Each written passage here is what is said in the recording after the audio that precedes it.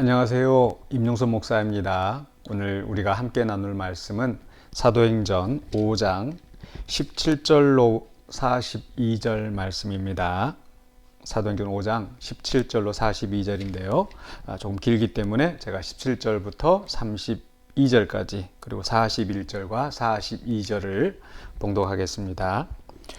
대제사장과 그와 함께 있는 사람, 즉 사두개인의 당파가 다 마음에 시기가 가득하여 일어나서 사도들을 잡아다가 옥에 가두었더니 주의 사자가 밤에 옥문을 열고 끌어내어 이르되 가서 성전에 서서 이 생명의 말씀을 다 백성에게 말하라 하매 그들이 듣고 새벽에 성전에 들어가서 가르치더니 대제사장과 그와 함께 있는 사람들이 와서 공회와 이스라엘 족속의 원로들을 다 모으고 사람을 옥에 보내어 사도들을 잡아오라 하니 부하들이 가서 옥에서 사도들을 보지 못하고 돌아와 이르되 우리가 보니 옥은 든든하게 잠기고 지키는 사람들이 문에 서 있으되 문을 열고 본즉 그 안에는 한 사람도 없더이다 하니 성전 맡은 자와 제사장들이 이 말을 듣고 의혹하여 이 일이 어찌 될까 하더니 사람이 와서 알리되 보소서 옥에 가두었던 사람들이 성전에 서서 백성을 가르치더이다 하니 성전 맡은 자가 부하들과 같이 가서 그들을 잡아왔으나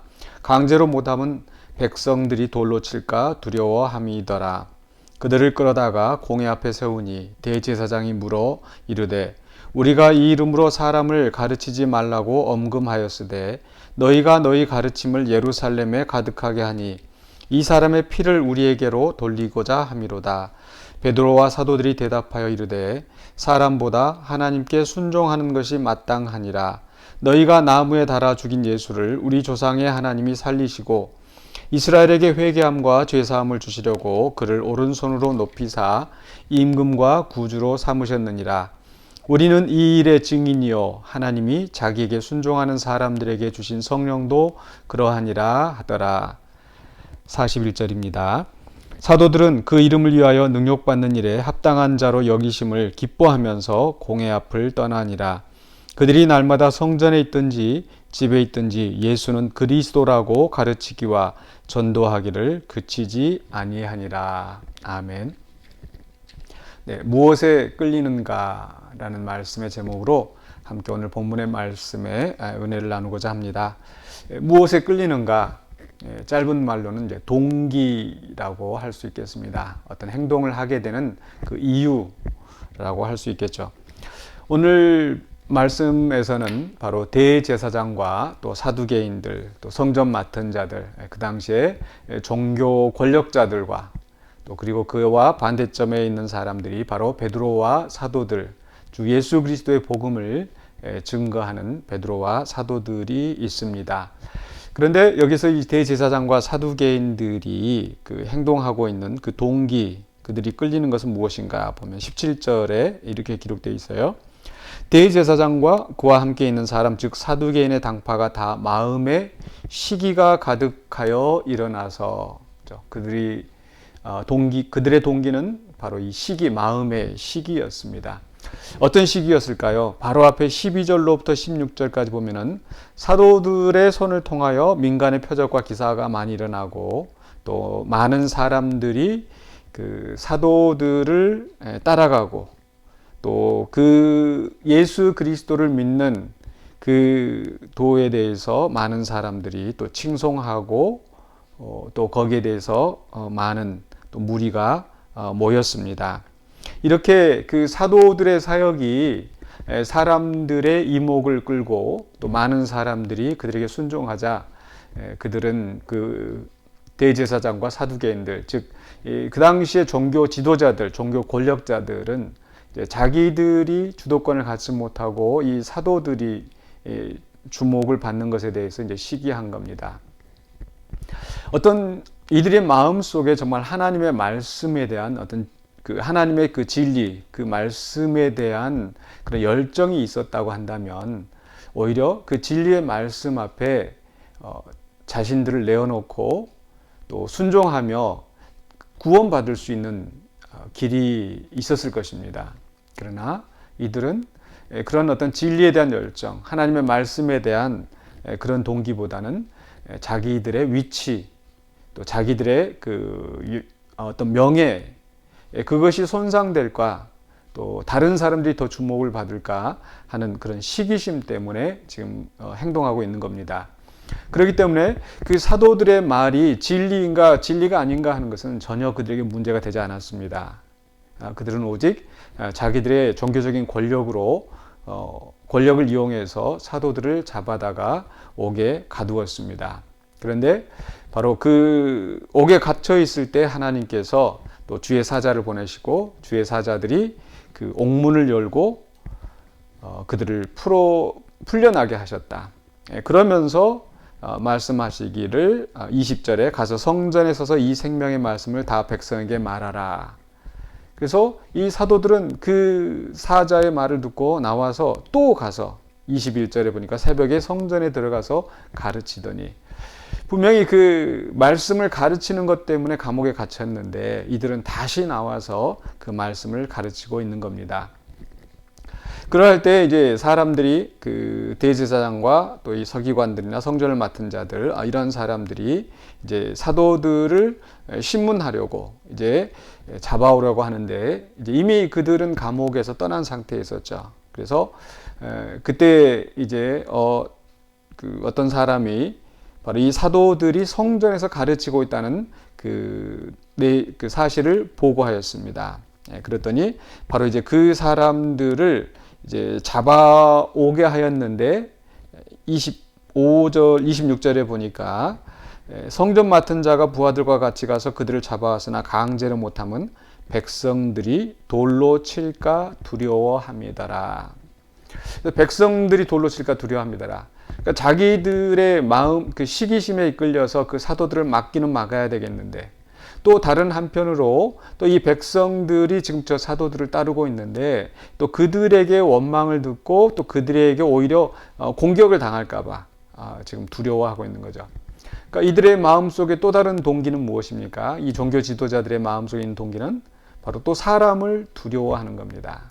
사람들의 눈치를 보고 사람을 두려워하고 또 그런 그 생각을 하고 있기 때문에 자기들이 정말 확신이 있고 진리에 대한 그런 소명이 분명하다면은 그 일을 해야 될 텐데, 그런 그 확신 또 소신도 없었던 거죠. 단지 그들은 사람들의 그 주목에 대한 관심, 그 어떤 시기심에 끌린다든지, 또는 사람들에게 버림을 받을까, 또 사람들에게 공격을 받을까 하는 두려움이 그들의 행동을 이끄는 요인이었습니다. 그러나 이와 정반대로 베드로와 사도는 어떠한지, 바로 이들은 어떤 그 사람들에 의해서 움직여지지 않았죠. 오히려 그 대제사장과 또 서기관들이나 성전 맡은 자들이나 그 종교 권력자들이 이 사도들의 정말 생명을 좌우할 수 있는, 그들을 구속할 수 있는 그런 권력을 가진 사람이었음에도 불구하고 그들이 협박하고 또 그 예수 이름으로 가르치는 것을 금지하였을 때에도 오히려 이 베드로와 사도들은 29절에 이렇게 대답하죠. 사람보다 하나님께 순종하는 것이 마땅하니라. 그전에도 바로 이 베드로와 요한은 이 공회 앞에서 담대하게 정말 하나님 앞에서 너희의 말을 듣는 것이 옳은가, 하나님의 말씀을 듣는 것이 옳은가 너희가 판단하라, 그렇게 이야기했었죠. 즉 이 사도들, 베드로와 사도들의 마음의 동기는 하나님의 말씀에 순종하는 것, 그것이 바로 동기였다는 거죠. 그렇기 때문에 아무리 사람들이 위협하고 또 그 힘을 가진 자들이 그들을 협박하여도 거기에 굴복하지 않을 수 있었던 겁니다. 그러면서 이들은 바로 그 사람들 앞에서 오히려 예수의 이름으로 가르치지 말라고 하는 그 사람들 앞에서도 오히려 너희가 바로 그 십자가에 못 박아 죽인 바로 이 예수님이 바로 하나님께서 또 그를 살리시고 또 그를 높이시고 그가 바로 우리의 임금, 우리의 구주가 되신다는 것을 더 담대하게 증거하였습니다. 그러면서 바로 32절에 우리는 이 일의 증인이다. 또 하나님이 자기에게 순종하는 사람들에게 주신 성령도 그러하니라. 성령도 이를 증거하신다 라고 담대하게 선포하고 있습니다. 바로 하나님의 말씀에 순종하는 것. 감옥에 나올 때 그 주의 사자가 말씀하였던 것, 너희는 성전에서 이것을 가르치라 라고 하는 그 말씀에 순종하는 것이 바로 이 사도들, 베드로와 이 사도들의 마음의 동기였습니다. 그렇기 때문에 그 어떤 어려움이 있다 하더라도 굴복하지 않고 그 말씀을 선포할 수 있었던 거죠. 이렇게 이 베드로와 사도들, 그리고 대제사장과 또 성전 맡은 자들이 서로 대립되었을 때, 그때 이제 가말리엘이라고 하는 율법 교사가 나서서 이제 나름대로 이제 중재하는 말씀이 바로 33절로 39절까지 나오죠. 주 내용은 정말 이것이 하나님께로부터 말미암은 것이면은 사람들이 아무리 금하려고 해도 이것을 막을 수가 없을 것이고, 만약 이것이 사람에게서 나온 것이라고 한다면은 우리가 손대지 않아도 자연히 무너지게 될 것이다. 그러니까 더 이상 우리가 이 사람들에 대해서 더 이상 관여하지 말자라고 이 중재안을 내놓습니다. 그래서 그 말을 듣고 사람들이, 그 종교 권력자들이 40절에 사도들을 불러들여 채찍질하고 예수 이름으로 말하는 것을 금하고 놓았다.